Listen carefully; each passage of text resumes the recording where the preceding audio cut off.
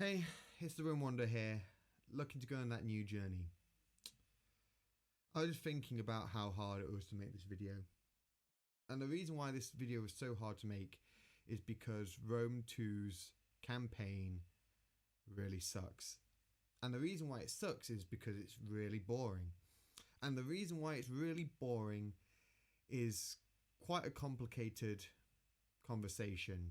And I'm hoping to do it within this video within a reasonable time to get across to you why I feel this game is the campaign for this game is so boring. I have not played the multiplayer, maybe that's fun, but the campaign, yes, that is one of the most boring experiences I've had in playing video games. So, on that note, let's go, Wanderers.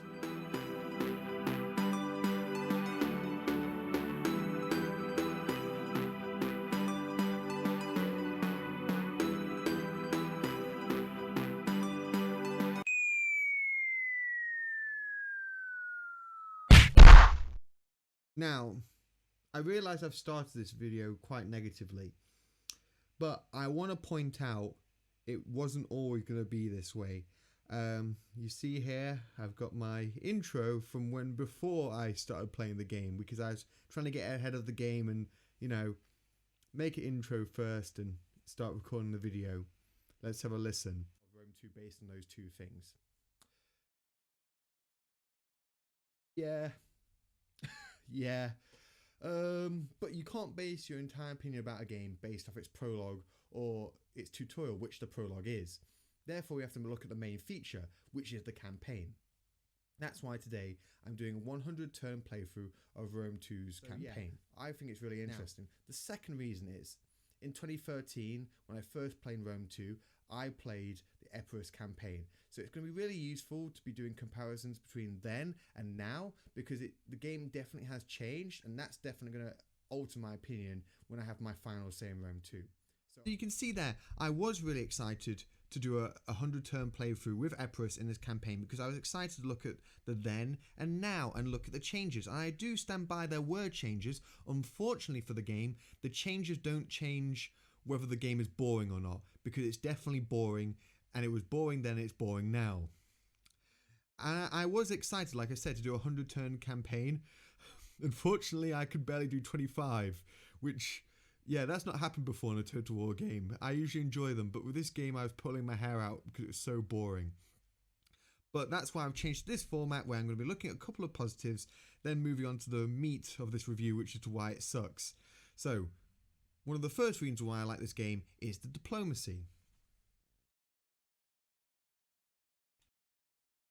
Now, I enjoy the diplomacy because it actually works. That's a surprise in a Total War game. Yeah, so you see here I get a trade agreement, which after a couple of turns turns into a non-aggression pact. And that's really cool, because that's quite logical to me that, oh, we're trading this nation, and now, oh, we're improving our relations, now we're going to be in a non-aggression pact. I think that's interesting.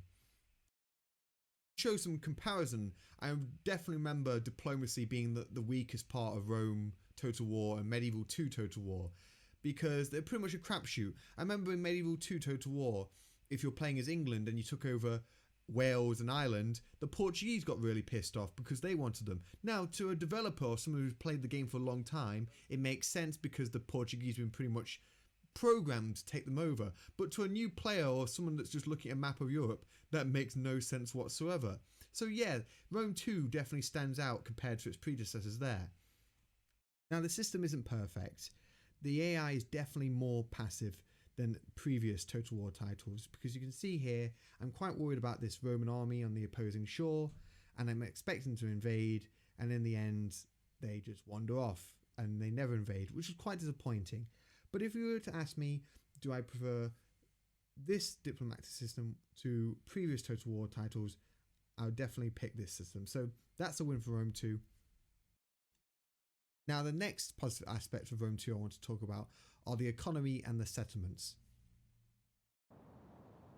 So, to start with the economy, I like it because it's been simplified. And I wouldn't normally say that about a strategy game, but for Total War, I think they just realised their strength was not to do with the economy, and was more to do with the battles. So I welcome the fact they've simplified the economy because it was too complicated before and was not easy to understand. Now it is.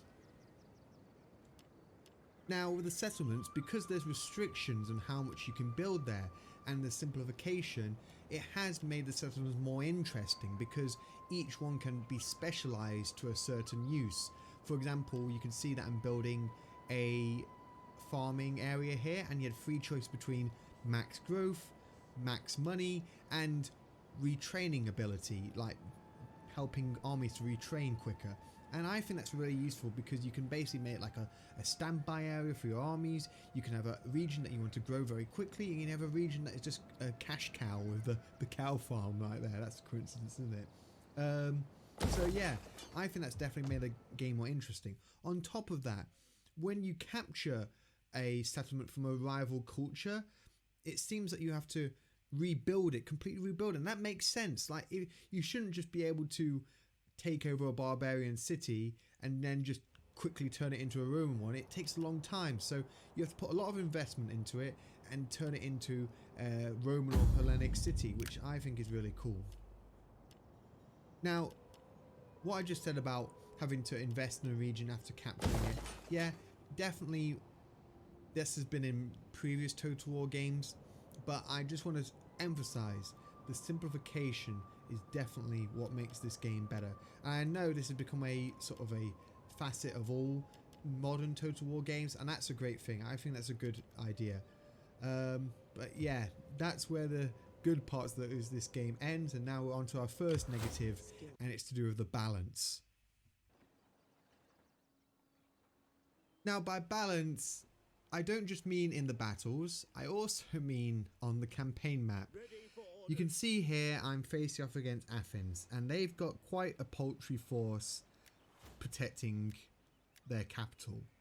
And I was like, at first, I was like, well, maybe that's just the norm for the game. And I go in there, and all they have protecting the city is a couple of peltist units. And I literally take the city with 3 units, my general and 2 hoplite units. And I was quite shocked by that because this is Athens, one of the previous, only like 100 or so years ago, or even less than that, was one of the superpowers of the world, of the known world at that point. So I was a bit like, well, okay, that's a bit weird. So I thought, well, maybe it is that easy. Maybe very hard is too easy. But then I expanded and I took over a few more places. I thought, oh, okay, I'll go into Illyria and maybe take a settlement from there. And then I'm faced with this.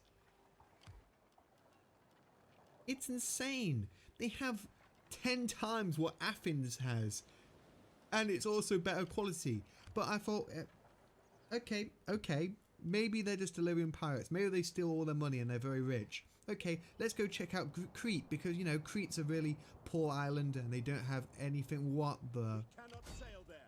They have 10 times more than Athens, and it's all better quality.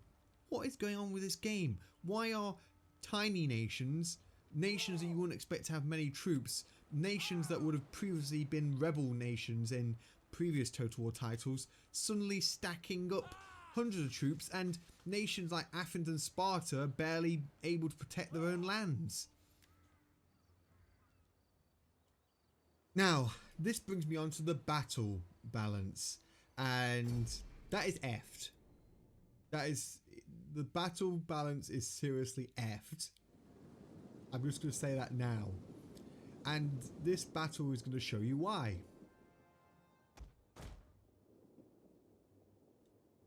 Now, initially, I didn't expect to go into this battle winning it. I'm quite outnumbered.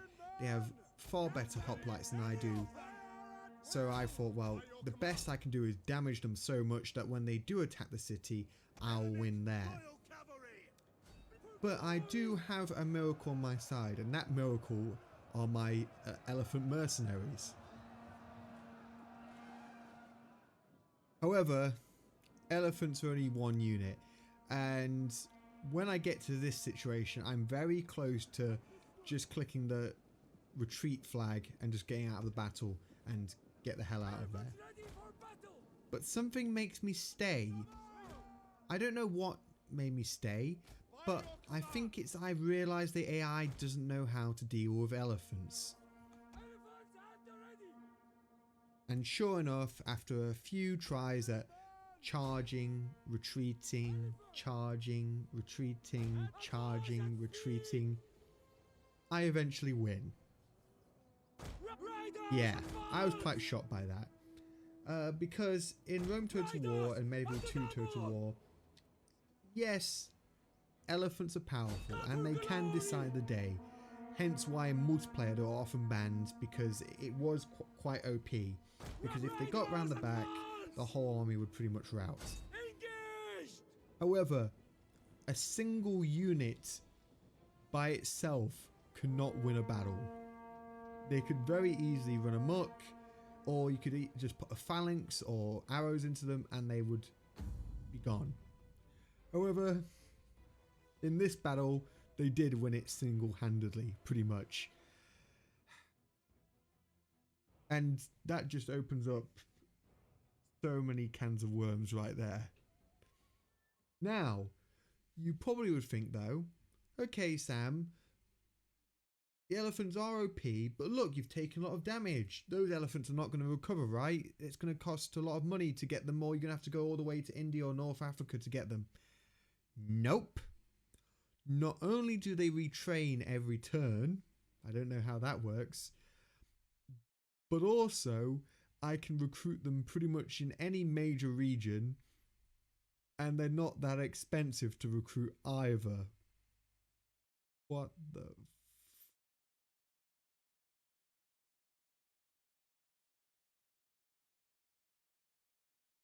So in summary, the balance is bad because the campaign map balance makes no sense in terms of who's a major power, because major powers seem to have less armies than smaller nations. And the reason I think that is because they're trying to make them more defensible and not get waffle stomped in the first few turns. That's fine, but you need to find a better way of doing that because the current way sucks. Then the battle balance sucks because some units just have crazy stats compared to the others, and they're readily available from the mercenary tab, and the AI cannot use the mercenary tab that well, it seems, because why aren't they just getting a unit of elephants? Because they're clearly one of the best units in the game and you can get them anywhere. You tell me. Now the next negative aspect, and probably the most important part, is something I like to call the reward cycle of Rome 2. So just a warning, I'm going to get quite deep with this. So this is what I'm defining that is on screen as a reward cycle, and every game will have one, but most games will have many iterations of this reward cycle, and it's because each time you complete this cycle, a little bit of dopamine is released. So the more times they can do that, the more engaging your game should be scientifically. So let's put this into a real life example with Minecraft. So in Minecraft, when you want to create a wooden mine pick, first you have to defeat the trees, which your reward is getting the wood, and after you've got all the wood, you're able to craft a mine pick. Then this carries on into, once you have the wooden mine pick, you can then acquire stone. Stone is turned into cobblestone as the reward. Then cobblestone can be used to create the stone mine pick, and this continues on and on. And you can't just define Minecraft as a game where you make mine picks. It has many reward cycles, hence why it's the most successful game in the world based on sales. It is so addictive because it has so many iterations of this basic reward cycle. So, getting back to the video, how does this apply to Rome 2? Now, in this example, I want to capture Crete. In order to capture Crete, I have to destroy this army. Now, what actually happens is they destroy my army. But then they invade mainland Greece. So to my logic, if I destroy the army in mainland Greece, I'll have an easier time of capturing Crete. And that doesn't happen, because when I get there, there's an even stronger army waiting for me. Yeah. This is why I'm saying the Rome II reward cycle is broken, because in order to get the reward, you have to complete a challenge several times, and that is what makes it boring. Now, I'm not saying I'm against challenge, but a challenge needs to be matched by a sizable reward. For instance, if I declared war on Rome, I would be completely fine with fighting several armies, because the major reward of capturing Rome and all the settlements is balanced out by the fact I have a major challenge of defeating all the armies of Rome. Now, this is the crux of why Rome 2 is boring. In an attempt to hold back player expansion, to help a struggling AI, they've had to disrupt and lopside a lot of the reward cycles in the game. However, the developers realise they've done this, so they try and mitigate it by giving monetary compensation for winning battles. Unfortunately, the reason why we do battles is not to get monetary compensation in the game, it's so that we can colour the map in. That is the main aim. So when you destroy an army and all you get is monetary compensation for a very minor or small part of the map, it doesn't feel worth it, and therefore the monetary compensation is meaningless.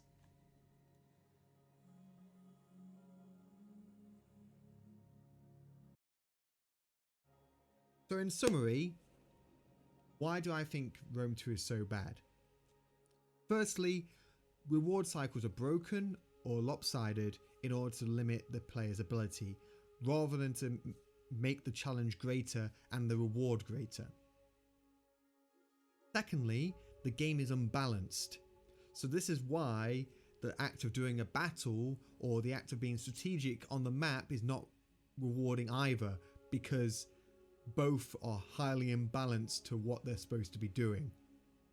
And while there have been improvements, especially with the diplomacy, especially with the economy and the settlement building, it doesn't mitigate these two major cruxes of a game. Getting the challenge right of a game and also making the game feel balanced and fair are what make and break a game, for me personally. So for that reason, Rome 2's campaign fails. It fails hard for me, and unless I find some amazing mod that changes that, I don't think I'm coming back to Rome 2 for a very long time, and I'm thankful for that. So on that note, I hope you enjoyed the video. If you did, give it a like, subscribe to my channel, and I'll see you on later, Wanderers.